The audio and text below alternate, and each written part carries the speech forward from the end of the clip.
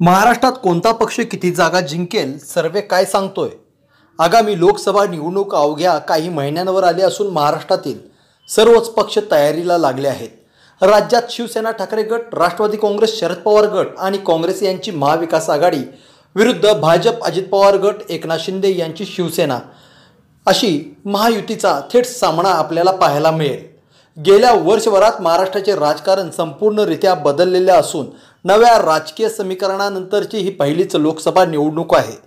त्यामुळे कोण किती जागा जिंकेल, जनता कोणाच्या बाजूने कौल देईल यावर तर्कवितर्क लावले जात आहेत. त्याच दरम्यान आता लोकसभेसाठी एक सर्वे समोर आला आहे. यानुसार कोणत्या पक्षाला किती जागा मिळतील हे आपण जाणून घेऊयात. महाराष्ट्रात लोकसभेच्या एकूण 48 जागा आहेत. सर्वेनुसार जर आजच्या घडीला लोकसभा निवडणूक पार पडली तर यामध्ये भाजप, शिंदे गट आणि अजित पवार गट यांच्या महायुतीला तब्बल 39 जागांवर विजय मिळण्याची शक्यता आहे. तर काँग्रेस, शरद पवार गट आणि उद्धव ठाकरेंची शिवसेना या महाविकास आघाडीला अवघ्या 9 जागांवर यश मिळू शकते. तर इतर कोणीही एकही जागा जिंकण्याची शक्यता नाही असं या सर्वेमध्ये सांगण्यात आलं आहे. त्यामुळे राज्यात महायुतीची गाडी सुसाट आहे असंच म्हणावं लागेल. 2019च्या लोकसभा निवडणुकीत भाजप आणि शिवसेनेने मिळून राज्यात 41 जागा जिंकल्या.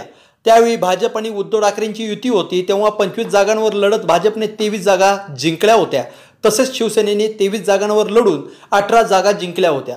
2019 लोकसभा निवडणुकीत शरद पवारांच्या राष्ट्रवादीने 4 तर काँग्रेसला अवघ्या 1 जागेवर विजय मिळवता आला होता.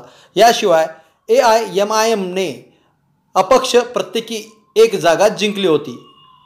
सर्वेनुसार देशात पुन्हा एकदा आपल्या पंतप्रधान नरेंद्र मोदींचा करिश्मा पाहायला मिळणार आहे.